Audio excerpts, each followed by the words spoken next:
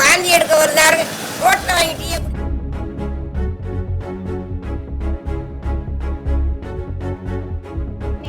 முனிசிபாலிட்டில போய் சொன்னோம்னால அதை கேட்கறாள், வந்த உடனே போயிட்டு போயிடாக. இதுக்கு என்ன ஒரு வழி பண்ணுங்க நீங்க. அப்புறம் நாங்க என்ன செய்ய முடியும்? அத ஒவ்வொரு வீட்டுக்கு வீடு காய்ச்சலோட கிடக்குறோம், பிள்ளை குட்டியெல்லாம் காய்ச்சலோட கிடக்குறோம். யாரும் இல்ல, ஒண்ணு பிள்ளையெல்லாம் ஆஸ்பத்திரி தூக்கிட்டு போனா நீங்க உங்க தெருவை சுத்தம் பண்ணுங்கம்மான்னு சொல்றாங்க. அதுக்கு என்ன செய்யறது? நீங்க ஏதாவது நடவடிக்கை இல்ல. போயாம சொல்லி சொல்லி ரோட்ல போய் காத்து எல்லாம் செஞ்சு ஒண்ணுமே இன்னமும் ஒண்ணும் சரியில்லை. இதுல 100 வீடு இருக்கு. இதுக்குள்ள 100 வீட்டு தண்ணி எங்க வீட்டுக்கு தான் இங்க வருது.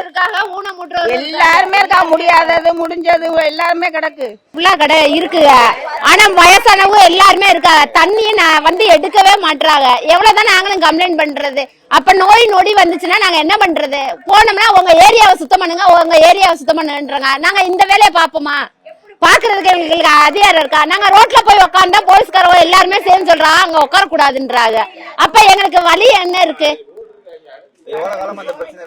இது கரெக்டா 1 வாரம் இருக்கு சார். எங்களால இருக்கவே முடியல, முதல்ல சாப்பிடவே முடியல, அப்புறம் எப்படி இருக்க முடியும்? இந்த நிரந்தரமான தீர்வு வேணும். இது அடிக்கடி இந்த பிரச்சனை வந்து ஓடிக்கிட்டு ஒரு பல 4-5 வருஷமா இந்த பிரச்சனை வந்து கிளீன் பண்றாங்க.